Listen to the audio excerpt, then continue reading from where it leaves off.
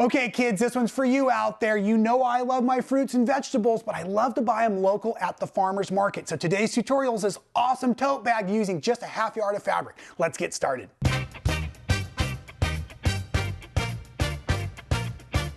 That's right, all you need for today's tutorial is a half yard. This is one of the wonderful Fresh Squeeze by Maria Kalonowski. I hope I said that right, from Canvas Fabrics. All kinds of great fruit and veggie prints out there. And also you need, from the link down below, our free printable that will show you all the dimensions you need for your half yard market bag. So check this out. You can see here that we've got them real easily printed, but even better for you, I've got a version here that I've already created on my piece of fabric, and this is what I would like you to do also, right?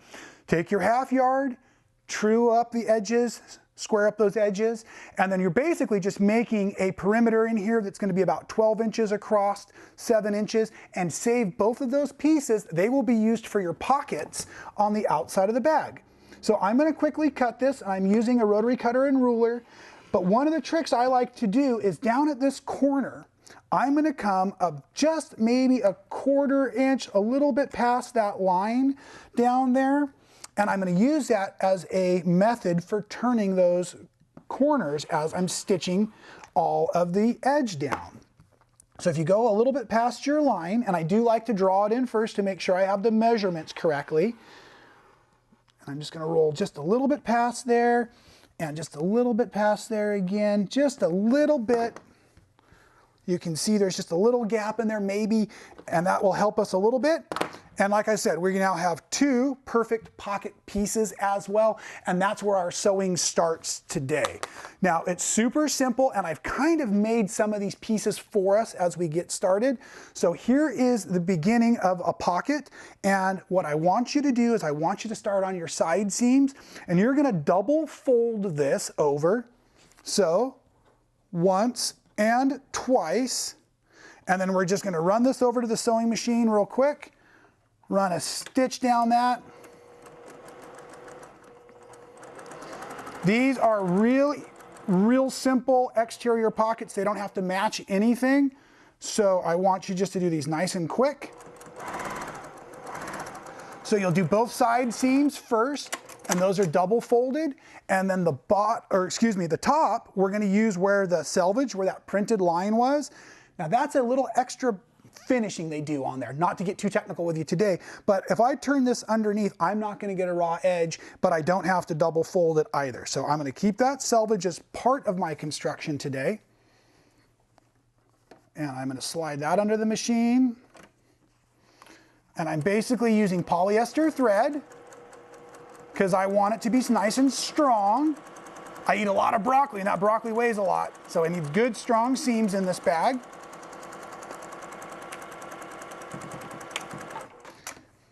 Okay, and now our pocket is prepped. You'll do this for both pockets. I already have one of the pockets on the sample bag where I'm going to walk you through. Double folded on the sides, single folded on the top, no stitching at all on the bottom, because what I want you to now do is bring your bag blank back onto the table, and I would like you to open it up so that it is now showing your right sides. Then I want you to come down to your ruler here, and you're going to measure down 8 inches. So from 8 down, and you're just going to eyeball the bag pocket right into place. And when I say eyeball, I'm kind of lining up just like yay. And you can see that these are now right sides together. I need a couple of straight pins.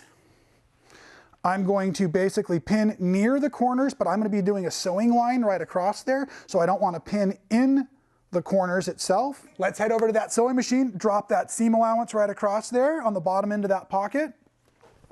I'm gonna get my chair a little more comfortable. You know, they always say take the ladder to the job, not the job to the ladder. Same as with your sewing chair. Make sure you're nice and comfy. And because it's a pocket, I'm gonna backstitch as I'm setting it on. And I'm just using the pocket itself as my seam guide.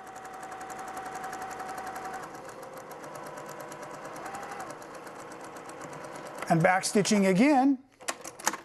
Now, once the base of the pocket is stitched into place, let's pull these pins out, and then we're just going to fold this pocket back up, right?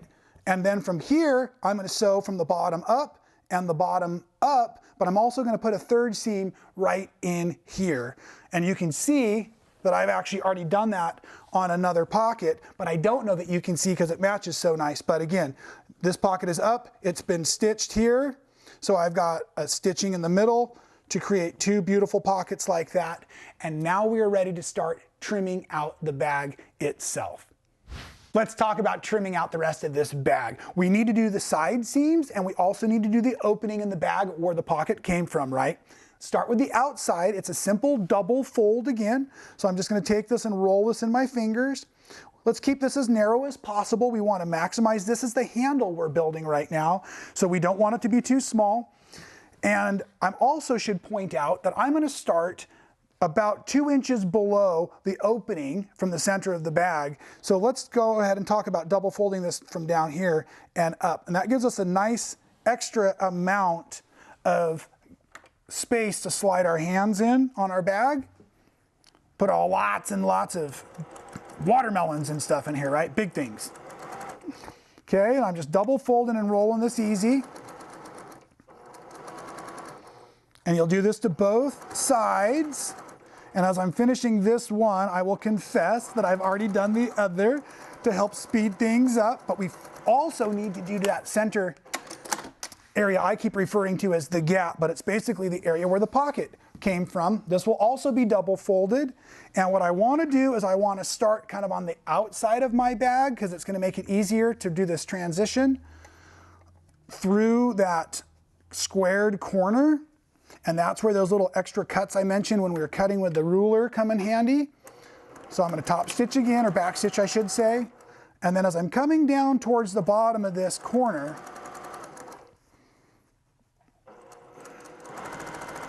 what I'm going to do, let me even get this seam guide out of the way because I'm not even using it right now. Let's just move that so you can all see. This is the corner right here. And so what I'm going to do is I'm going to pull this corner straight and begin double folding it straight. I know it seems kind of odd. And then I'm going to come through and I'm looking really, really close at my needle. And once my needle gets about 2 stitches into the area where the corner started, then I lift and turn, keeping a good grip on that double fold, get about a quarter turn in there, get a couple more stitches, lift and turn again. And now I've secured that and I come right through and it's really easy to do. If you cut that gap a little too big, don't panic. You might get a couple of loose threads over time. You could put a little drop of fray check or glue or something right in there. This is just to prevent the bags from wearing out too quick. You probably have already made 6 of them in the amount of time it's taken me to describe it in this one video today. These are so fast. And again, I'm pulling it straight, coming a couple stitches in, and then rotating through about a quarter turn, catching a couple more stitches, and then the final here to get all those little guys. And keep my double folded, just like that. There we go. Super easy. And the last little bit. Okay, now we can trim off our loose threads if we need up here, but I do want my selvages in place also. We left those intentionally as well, not just for the pocket, but for the top. So our next step, maybe I should take a second and slow down and point out what we've just done. We started on this outside trim a couple of inches down below the opening for the pocket, okay? And I did both sides, you just saw me do one of them. Then I did this opening, and of course, I had already done the opening in the sides of the bag on the other side as well. So from this point on, we're gonna go right sides together. I'm gonna bring this up, and our next step is we're going to lay these handles just like this, right sides together, and we're going to stitch once across right where the selvages meet and a second time to top stitch. Your handles may not be exactly the same width because of the random double fold and twist. It doesn't matter. It's just a little handle. But I am going to make sure I'm back stitching at the beginning and the end. Okay, so I just did the right sides together. Now I'm simply going to just pull this out like this. So now I'm going to come right back in to the machine and I'm going to sew the finished edge right down on top of that seam allowance. And that makes that seam at the top of your handle nice and strong and keeps it from flapping around. So let's make sure I don't have any twists. I'm going to do this one again really quick for us. And then we are done basically with our project once we get our side seams on. And those are super easy.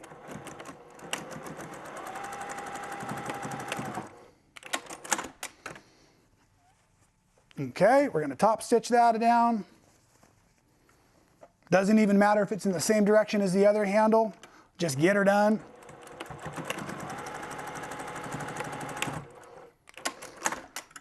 Okay, so now basically we're going to go ahead and go down here and I'm just lining up my bag, making sure I didn't get any twists. I had a quick little panic there for a second. I thought for sure I had a twist in the bag. So let's line this up. And here, if you wanted to hit this with your iron to press it, you could.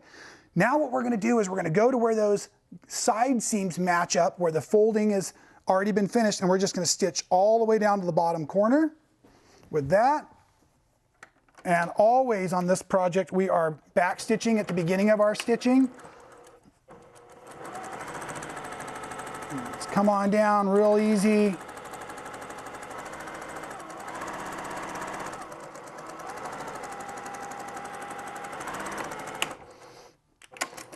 I'm going to do the same to the other side of the bag, and I'll be right back to show you how to finish with your box corners. At this point, your bag should be completely constructed. You have your side seams on, you have your handles built, your pockets are in, and now it's time for the box corner. Now the box corner, if you don't know that term already, is done by creating a seam across the bottom that actually is running perpendicular or in the opposite direction as the side seam. The trick all comes from making the fold and making the stitch. And I'm going to try to show you an easy way to do that here in a second. But this is where we're going for. We had folded, drawn, and stitched across this line. And it will be 2 inches from this tip back to our sewing line. But like I said, the key is in getting the fold just right. So what you want to do is you want to come down to that bottom where you were working already. And I'm actually just going to focus on one corner at a time. And I want my seam on the upside, the seam from the sides of the bags on the upside like this, okay? And then what you can do is you can find your 45-degree mark on your ruler, right? That's 45 degrees there. And then I said I wanted it 2 inches, right? 1, 2 from the tip. So now that this 45 is on the sides and this is running right along the center of that seam, now I can come in here and I can just draw that line, just like that. Now, I want you to do one box corner, go to your sewing machine like I'm going to do, and stitch it so that nothing moves. You'll have your seam guide out of the way now if you haven't already taken it out of the way. Let's go ahead and back stitch at the beginning and the end.